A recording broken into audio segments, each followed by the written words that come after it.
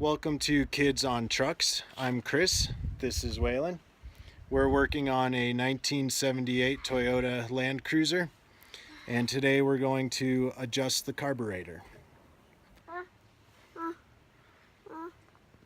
In order to adjust your carburetor, you're going to need a few tools. We've got some needle nose pliers, Phillips head screwdriver, and a couple of wrenches, a 10 millimeter, a 17 millimeter.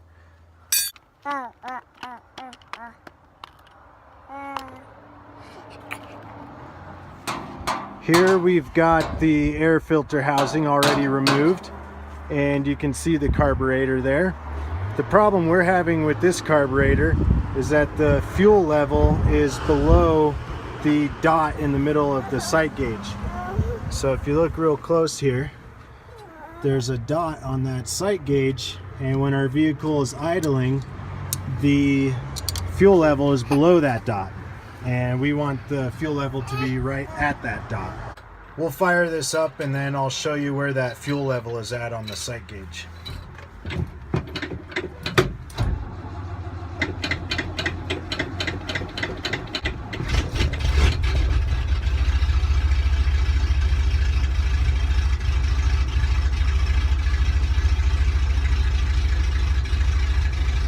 So here we are in the engine compartment. The vehicle is running, and you can see the level of fuel is just below that dot. We want the fuel to be right in the middle of that dot. We're going to disconnect our fuel lines and remove these Phillips head cap screws and disconnect this linkage and the harness connections here. And then we should be able to pull this top plate right off the carburetor and get to the float that's underneath it.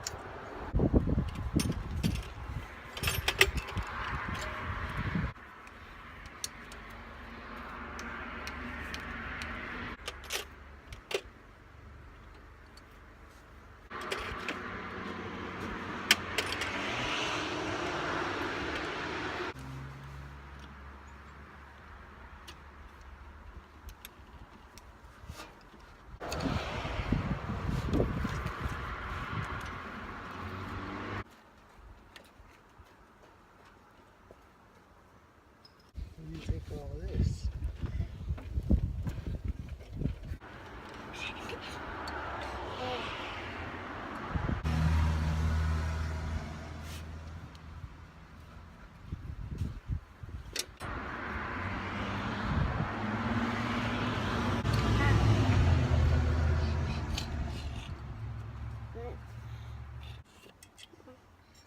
Hey. You want to try it? Yeah. Yeah.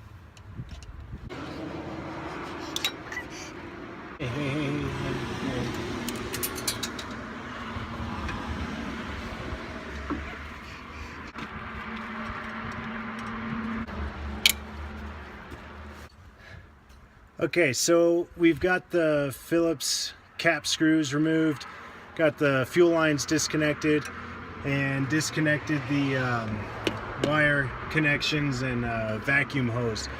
So now we're going to pull the top off and flip it over. But you want to be really careful when you're doing this because there's a lot of little pieces in there, and you don't want to drop any and lose them.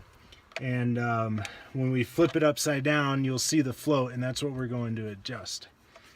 I forgot to disconnect the cable up here, so we'll go ahead and do that real quick. Hold it, Waylon. Okay, that screw's stripped out, so we're just gonna leave it. See if we can't get this flipped upside down. Nice and easy. Nice and easy. There's another piece of linkage back there that we need to disconnect. Okay. So we got the linkage disconnected, and now we'll pull the top of the carburetor off. Okay. Now very carefully and without dropping anything. Yeah. We've got the top of the carburetor taken off. And if you look right here, this is the float, and that's what we're going to adjust. Hey, keep your hands out of there. So if you take a real close look at this float, you'll see that there's a small needle. Hey, Waylon, no.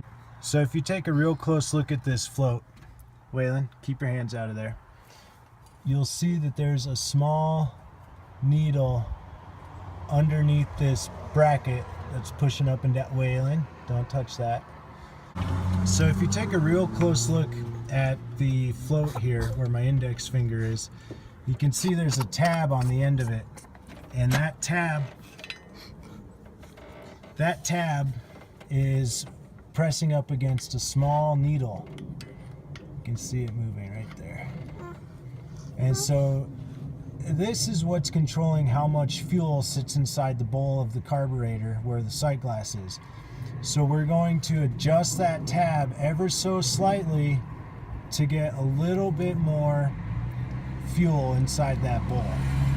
Remove the pin that holds the float in place, and we're going to press that tab just a little bit so that the float is actually sitting a little bit higher when there's fuel in the bowl, and hopefully that'll get us right where we need to be.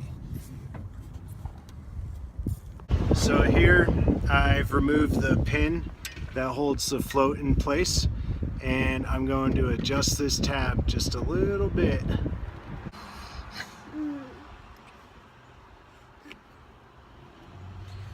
So when you adjust this, you may not think that you've even made an adjustment on it. That's how slight of an adjustment these floats need.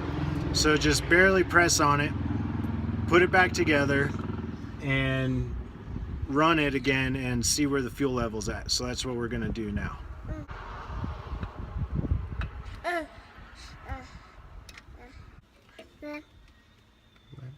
I should also mention there's a gasket right here, and you want to make sure that that gasket's intact and replace it if it's broken in the process. Fortunately, this one's still good.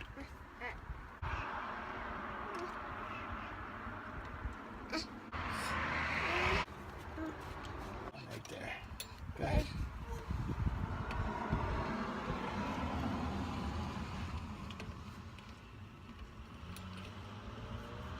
Like that. There you go.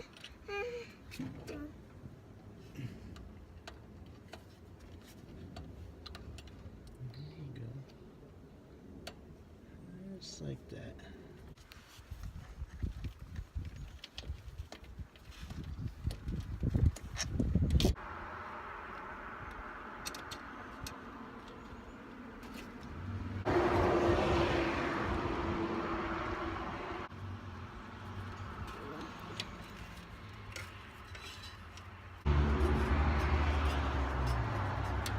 Hi. So you always want to make sure you're threaded on there good before you tighten it down.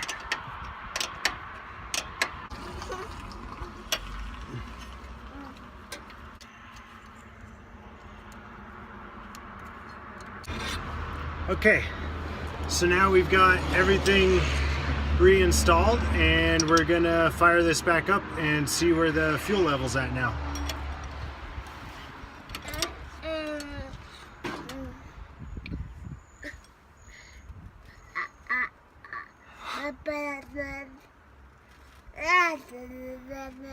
Now we've got the Land Cruiser running again, and let's see how we did.